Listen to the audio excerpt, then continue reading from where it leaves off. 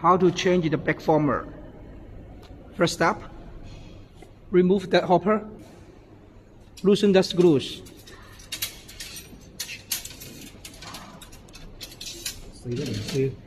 and loosen all screws around the hopper. Okay, remove the hopper and remove the bore. Now open this part,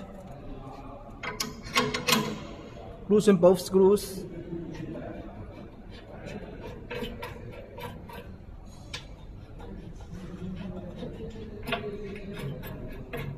and take off the whole part of back former.